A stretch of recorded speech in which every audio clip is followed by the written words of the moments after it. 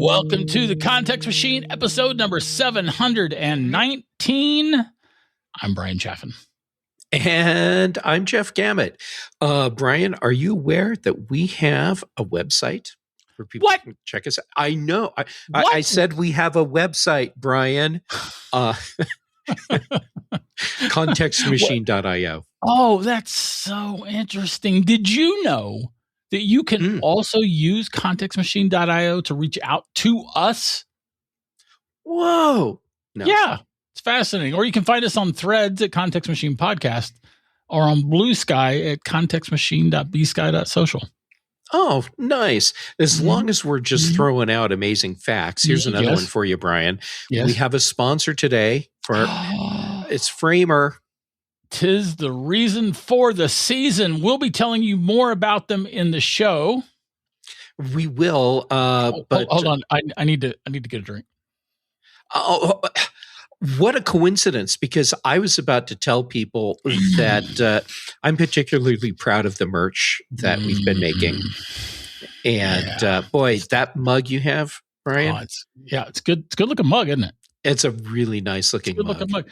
Did you know that people can order a mug, one of these mugs, for themselves? And if you're not watching us on YouTube, which you should be, but if you're not watching us on YouTube, I'm holding up a Context Machine mug. Yes, Bryan is holding one up.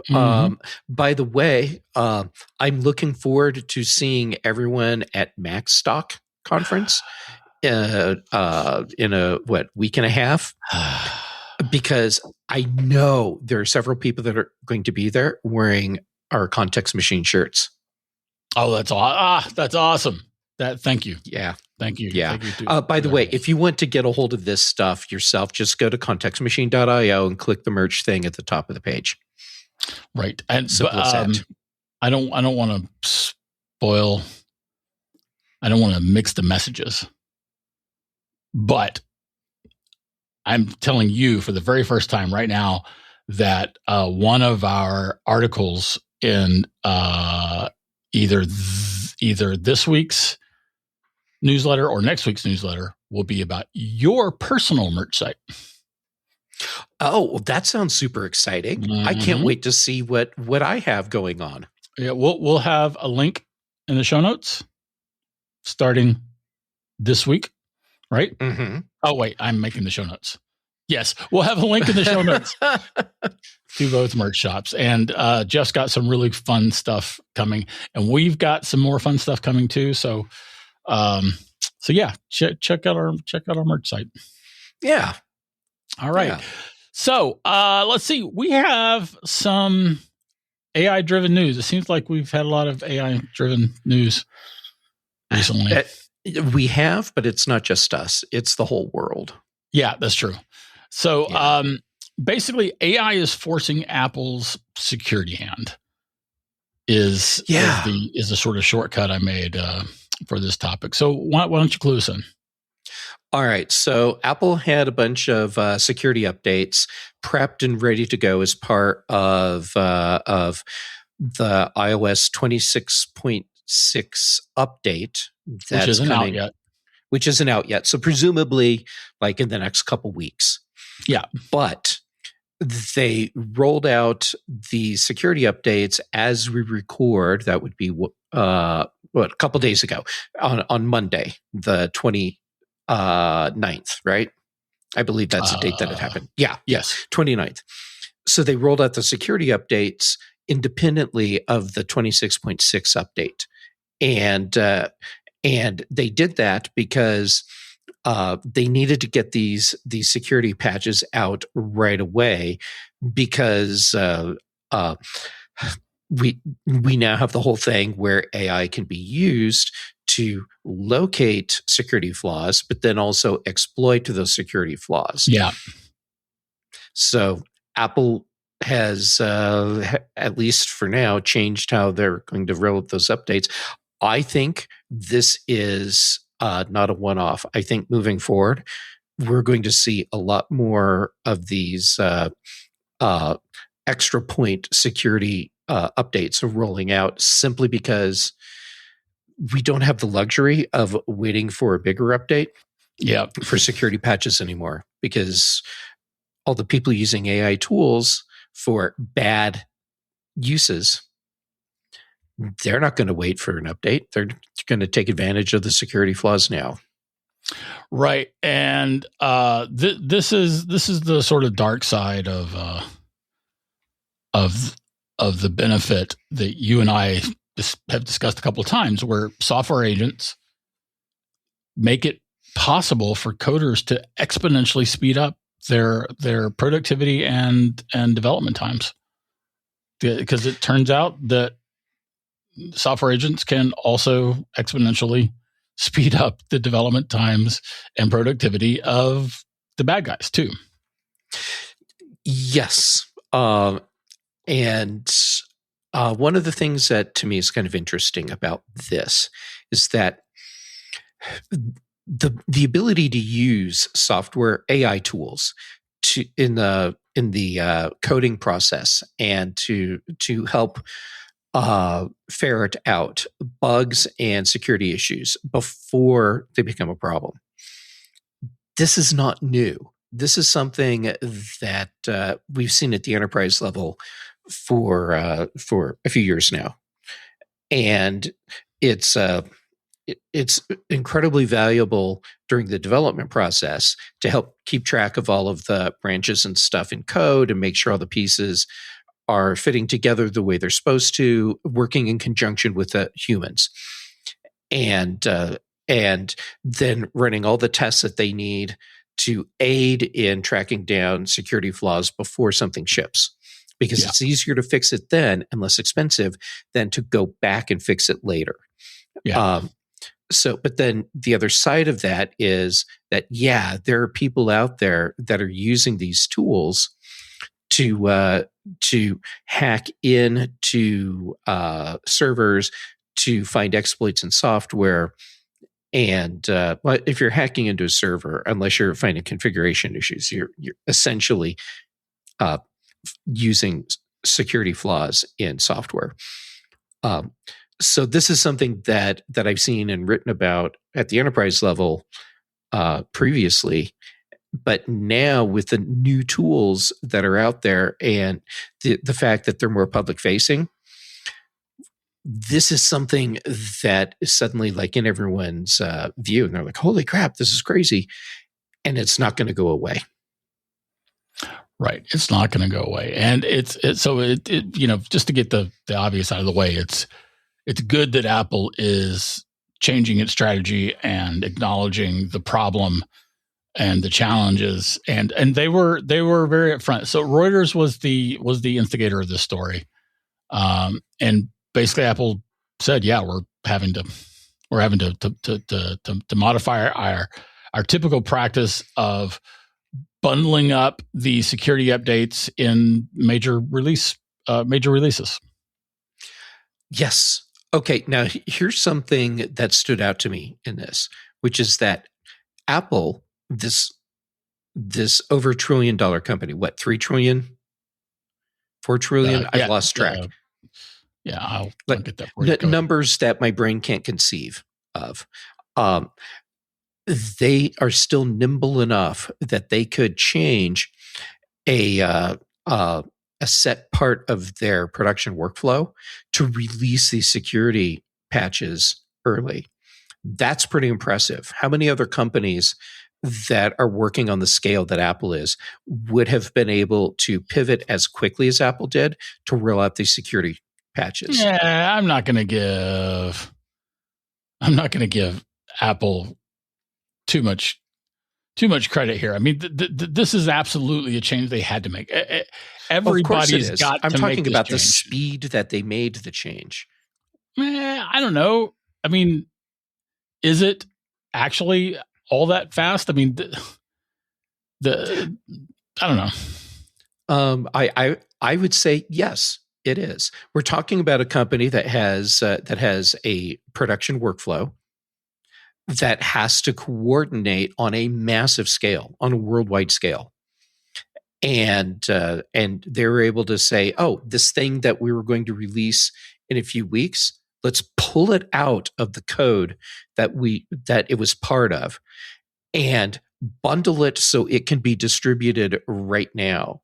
That's actually a really big undertaking. It's I don't know, man. I'm not going to give. I mean, they've got the resources. That's why they could do this. Yes. I think for a lot of other companies, it would have been a much more onerous process to unbundle that part and release it now instead of waiting a couple more weeks. All right. Yeah. Okay. It's a $4.1 trillion company, by the way. Yeah, I still can't conceive of that number. No, it's a staggeringly large. It's a pretend number. Yeah. Yes, it is. It is a pretend number. It's like, what we've always said is that Apple effectively has all the money. Yeah. I mean, at this level, money doesn't even matter anymore because, they literally have all the money. They figuratively have all the money. They have transcended literal and figurative with the money. Yeah, and there are other companies with similar. The Apple isn't the only $4 trillion company. I think they're not currently the world's most valuable company, even, but they probably have more cash than all the other $4 trillion companies. I haven't researched that, but I'm pretty confident in that assessment. I think you're probably right on that one. Right. So anyway, it's good that Apple's making this change, and we as users need to be even more Johnny on the spot when it comes to installing these software updates. Right. Yes. And again, another constant refrain in our spiel is that we need to be there for those people that turn to us. The people that are listening to the show probably have other people who look to them for tech guidance. Mm-hmm. And we need to be explaining to them that, yes, you need to install those updates as soon as they come. And in some cases, you need to get those updates installed for them. Yeah. We all have to be Johnny on the spot. And I hate that we're being forced to do that, but hating it doesn't change the reality. True. This is the world we live in now. And Bryan, our listeners and viewers, they're the heroes people are counting on. So, no pressure, everyone. Yeah, no pressure. No pressure. All right. Let's see here. I'm going to tell you about Framer. Mm-hmm. What do you think? I would love to hear about Framer. Yes, please. All right. Framer is a pro website builder that's trusted by companies like Miro and Perplexity that helps creators, teams, and businesses ship production-ready sites faster than ever. With AI agents built directly into the canvas, teams can design pages, manage CMS content, write copy, add SEO, and audit for issues, all without leaving the tools where the real site lives. AI agents bring speed and scale. You bring taste, judgment, and control. Prompt, inspect, edit, and publish in one place at a whole new pace. Agents solve the gap between AI-generated ideas and production-ready website work. The agents work in the same place where the real site is designed, managed, and reviewed, and published. It lands on the canvas, stays editable, and can be published when the team is ready. So learn how you can get more out of your site from a Framer specialist, or get started building for free today at framer.com/TCM for 30% off a Framer Pro annual plan. That's framer.com/TCM for 30% off. Framer.com/TCM. Rules and restrictions may apply, and we appreciate them sponsoring us. We do. Thank you, Framer. Yeah, please check them out. All right, Jeff, our next topic is also AI driven, but from a different direction. Apple hiked its prices fairly significantly because of memory shortages. Yeah. And some of those price hikes really hurt. Apple, they absorbed the cost for as long as they could, but the prices have just been shooting up. And I saw a report that said that memory costs over the last 3 quarters have quadrupled. Wow. Yeah. So companies that the example, companies that were making electronic devices that needed like 8 gig of RAM, their manufacturing cost was $32, and that was a year ago. And now they're faced with we have this reasonably priced product, but are we really going to be able to raise the price of it $300 to account for the cost of the memory that's been put into it? Right. Yeah. And so for one thing, this is probably going to be once again getting developers to be focused on being a little more efficient. Oh, that's so sweet how you think that. Well, I mean, follow the incentives, right? That's one of the topics, one of the themes of our show the last few weeks has been following the incentives. And companies absolutely have an incentive to get their engineers focused on being efficient. I mean, because the reality is that for years, probably the last 20 years, maybe 25 years, the hardware was escalating so fast that engineers didn't have to be efficient. That's true. And now we have a simple matter of cost possibly getting them to think about being efficient. So like, when you think about the early days of computing, we talk about there was the thing that Woz did. What did Woz did something. He did lots of somethings. He figured out how to make the disk drive work, the floppy drive for the Apple. He kept figuring out how many chips can I take out, and make this still work. Right. And it was the thing that he did for Steve for Atari, where he got the game to work in with a minimal amount of chips. Yeah. Right. Anyway, the point is that for a long time,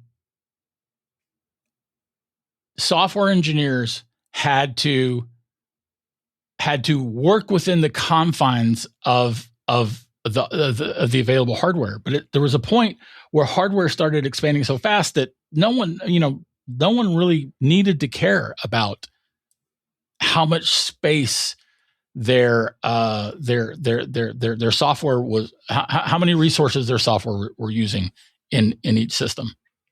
And I would say that an entire generation, maybe 2 generations of engineers have grown up not needing to care.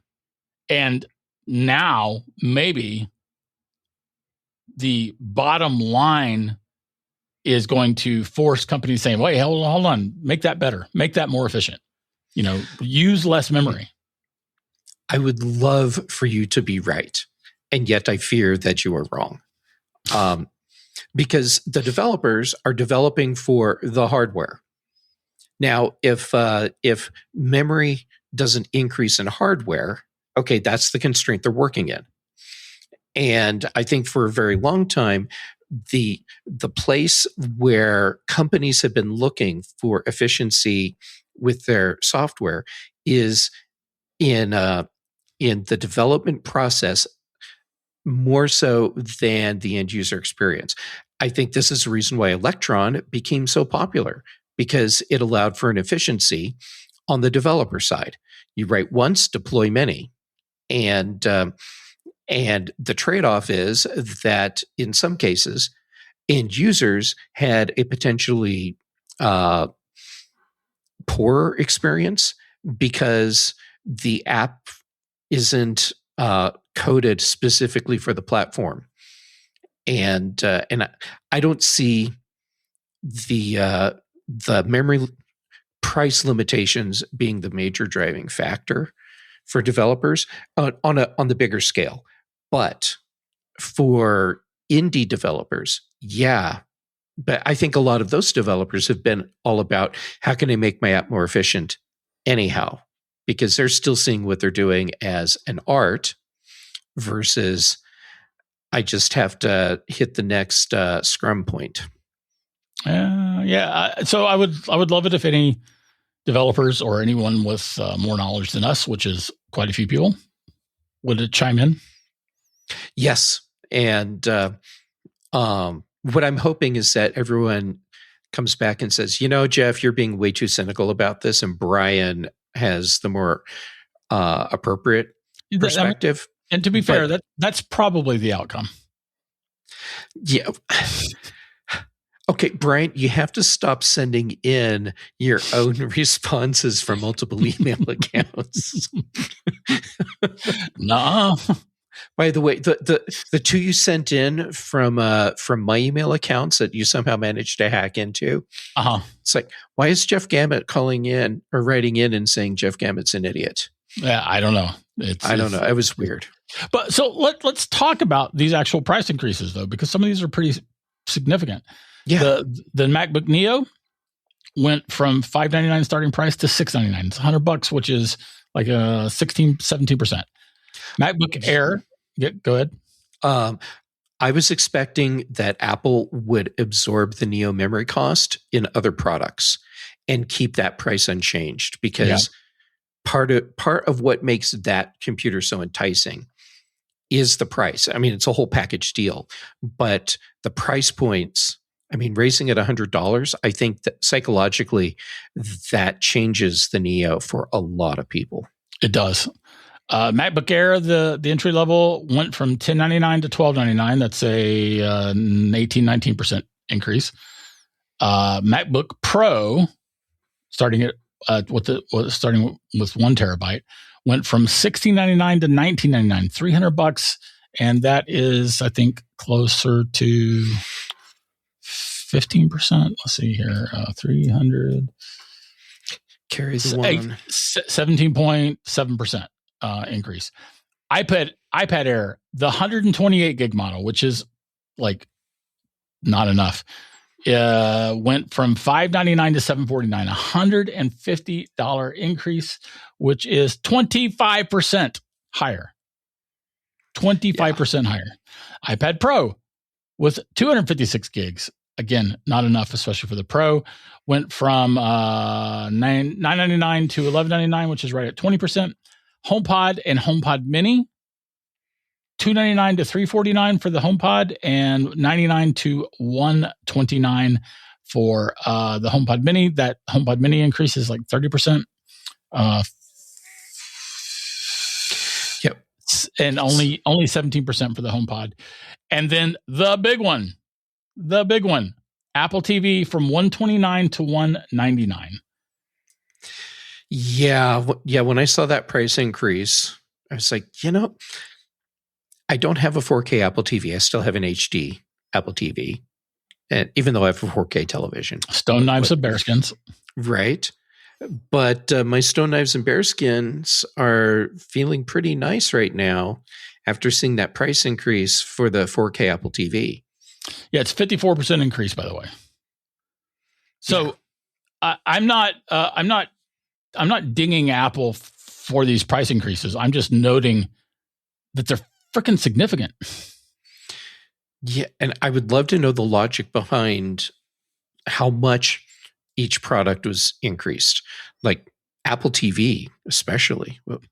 Well, so I'm assuming that some of this is Apple wrapping up other various cost increases that they've been eating heretofore, especially in the age of Trump's idiot tariffs. Mm-hmm. And that, Apple has basically resisted raising its prices heretofore, and now the memory situation forced their hand, and they probably decided to go ahead and just take everything in one, take their medicine in one spoonful. I don't know, whatever. There's a tortured metaphor in there somewhere. Yeah, I'm very proud of you for like pushing through that metaphor. Yeah, well thanks. done. Thanks. Yeah, it's okay. So, question: do you see prices on Apple products coming back down after, at some point in the future, when the constraints on memory ease up?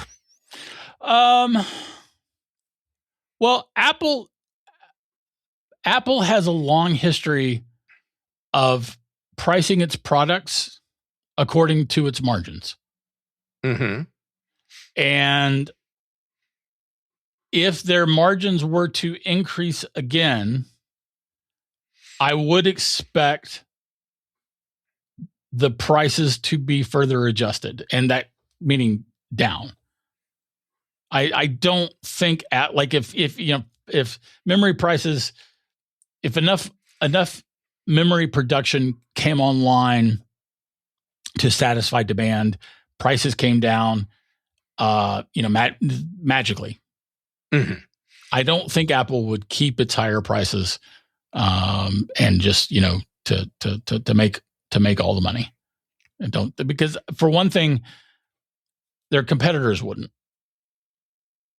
right? And the Apple is fairly insulated from competitive pricing by its ecosystem and everything that Apple has done to make its products a question of lifestyle rather than a performance or price, right?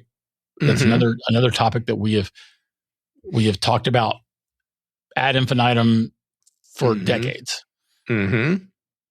But I think if like let's say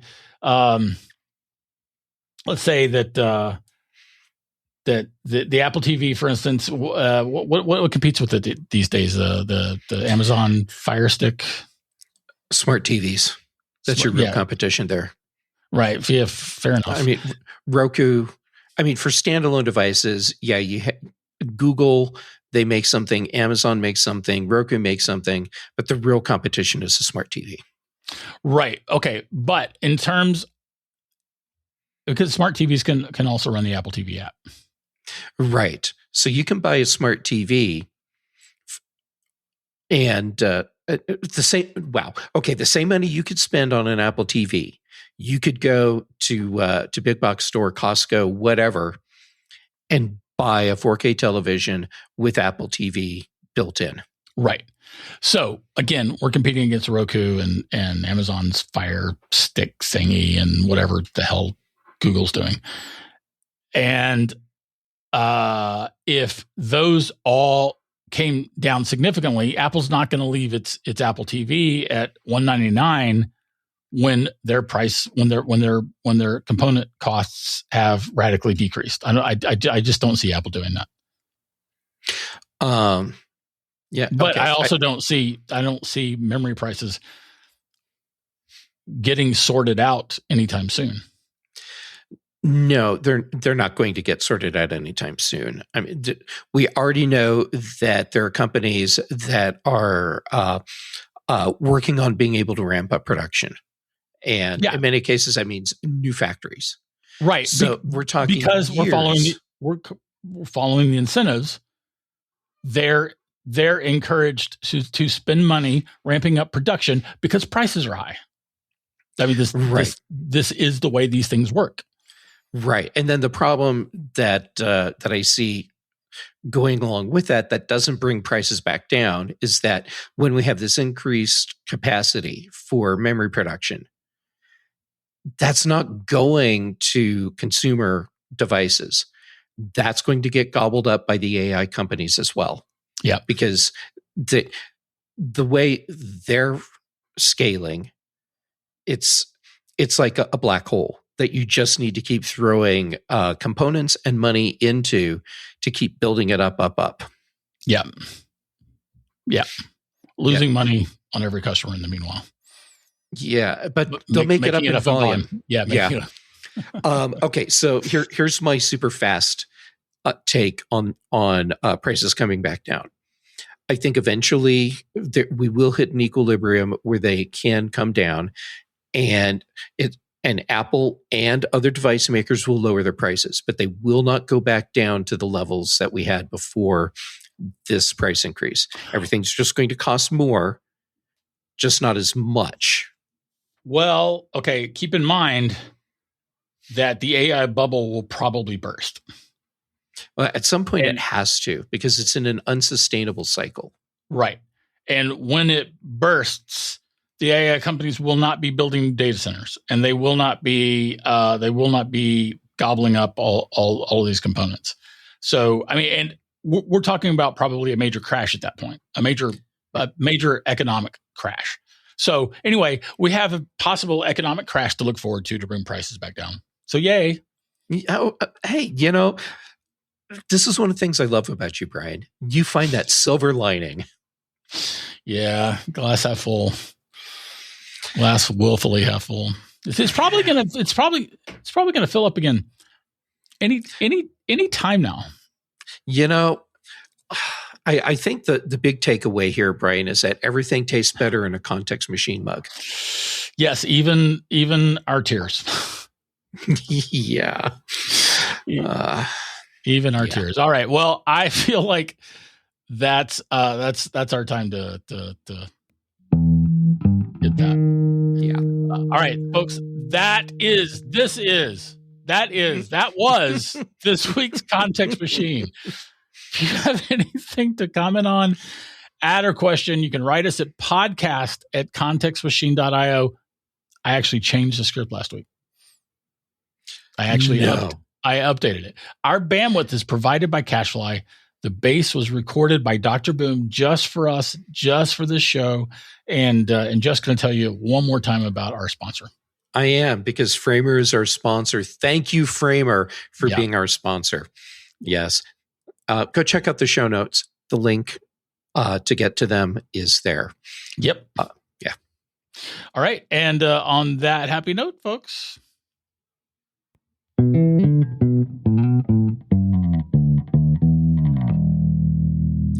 updated the show notes and still screwed it up.